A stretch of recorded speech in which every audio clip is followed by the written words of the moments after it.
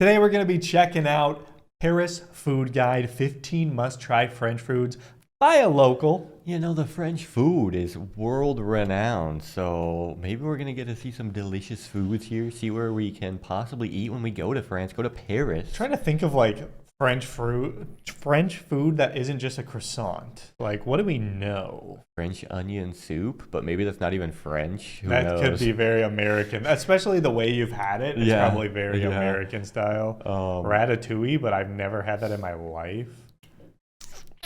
That's basically everything. We clearly need to watch a video to learn more. Let's do it. Here we go. I'm French, I live in Paris, and today I'm taking you on a little food tour where we're gonna try 15 of my favorite French foods. And we're starting our day at a cafe where we're about to eat the lot of most pastries, Parisian breakfast probably. possible. In front of me, I obviously have a croissant. This is maybe the official breakfast of Paris cafes, and they get their croissants every morning from local bakeries, so you know it's super fresh and And you know it has to be good when they're just eating it straight up. Like they don't have to cover it in chocolate or dip it in something. They're just buttery, flaky, and soft in the middle.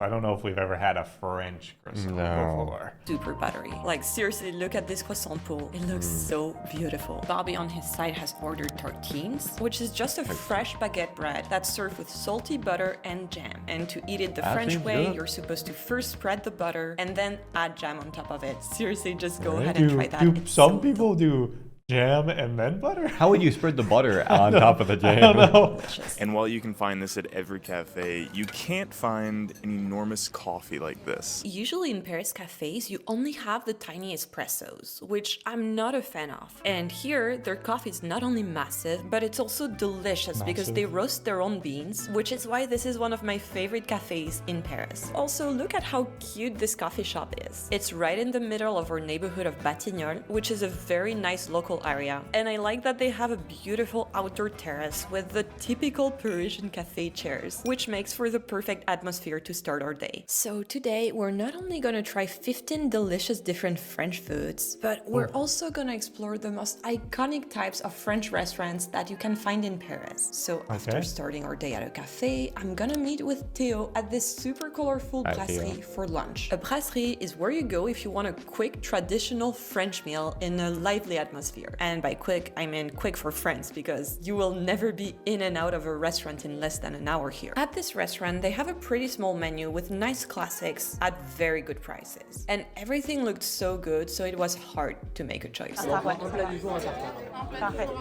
And I'm really excited to show you what their special is, raw, but our starters have Yeah. already arrived, and in front I of didn't us realize we have that a was dish French. of kind of I always hear about the raw food from Japan. Yeah. been obsessed with at the moment, which is leeks with vinaigrette. So this is an unknown classic of French food, and it's just that. It's leeks cooked with a delicious vinaigrette sauce, and it's super fresh and really delicious. Also, look at how cute those plates are. J'aime trop ces petites assiettes. Ça fait très dimanche et mamie, quoi. Oui, tu vois. Alright, for a second starter, Theo ordered snails. And to be honest, he's the first escargot. French person I've ever seen order them. Like, I usually never have snails unless my American friends are visiting. So I was pretty curious to know what the backstory was. I tried it in a restaurant like maybe a few months ago for the first time. I wanted to make a video like trying the snails for the first time, and I loved it. When I go to a restaurant in Paris, usually it's the starter I take, the taste of the sauce with the butter. So if he tried it for the first time recently and she's never tried it, and they're both French, so most people don't eat snails? Yeah, I guess so. It's something that I guess I possibly have heard of for people I trying have for French sure. food. I have for sure. It's just like a tourist gimmick. I mean, maybe it's like some elevated stuff that like a delicacy. Like a lot of those countries have that delicacy that a lot of people kind of don't eat normally, but it's still there. Yeah, I could see it being like that. Parsley, it's just so good. It is so funny to me because, you know, that's something you had to try for a video, but usually you will not have eaten that on your own, right? I discovered it for YouTube for the videos, and then I'm taking it like on a casual I love event. that, and now you love it. Let's try it. The sauce is good, but the texture is a bit squishy, so it's good only because I'm with you, Theo. Otherwise, I will not eat that on my own. So, Theo, I feel we have a tradition which is eating tartare together. Every time we meet, we eat tartare. So I'm excited to try a new one today because I think it's a good tradition and we should keep doing that. Oh, I really That like seems like this the one texture as would well. also What be kind of squishy, goopy. Yeah, I think. I feel about this raw one, meat. the texture is like way more soft. Everything is mixed together, which is, I feel, the classic brasserie tartare in France. So I really like it. It's a good classic tartare. Our next French dish is Interesting. truly one of my favorites. I used to have that at Sunday lunch all the time when I was a kid. It's called paupiette de veau, and it's basically a big meatball of veal that's wrapped around a meatball, delicious okay. stuffing. It is actually pretty hard to make from scratch, so I don't eat that all the time, and it is served with a beautiful ratatouille. So just a side note, this is what real ratatouille looks like. In the That's movie what real it ratatouille actually looks like? I totally was imagining this. Yeah. So it's just the like sauce and like salad around the outside then? Are these supposed to be like the vegetables that was? like this, and this is a different dish that's not ratatouille. It's called thon. So we're eating the real deal right now. Anyways, What this the is heck? such a delicious dish, and you don't always My find mind that is on the blown. menu. So We're if you shocked. ever find it, go ahead and order.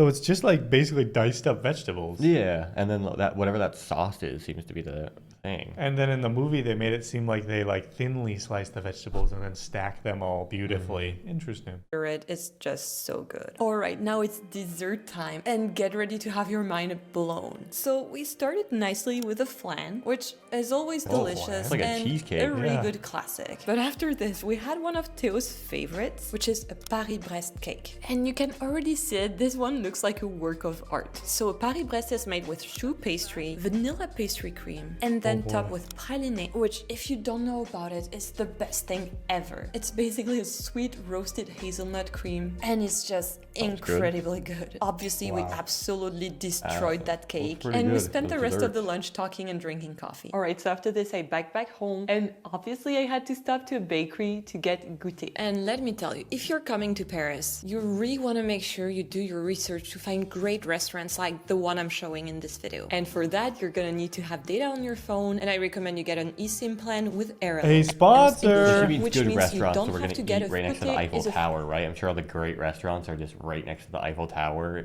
I was thinking McDonald's because they have the McRoyale in France.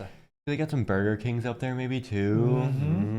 That's the American thing to do. I bet if you went to McDonald's in Paris, there would be a ridiculous amount of Americans in there. We sorry to admit this, but we have gone to a fair amount of McDonald's in other countries, and all of a sudden the Americans show up. We're vloggers, though. We got to do it for the video. video. Come on. 4 p.m. snack in France. It's usually for kids, but as an adult, I love eating goûter. And here I went to Copain, which is a bakery in my neighborhood, and everything looked so good, so it was really hard to choose. And here I have a few beautiful pastries. Our first food is brioche. Brioche is also a staple of goûter, and this one is a bit special because it has been baked with orange flour, so it has a really delicious taste.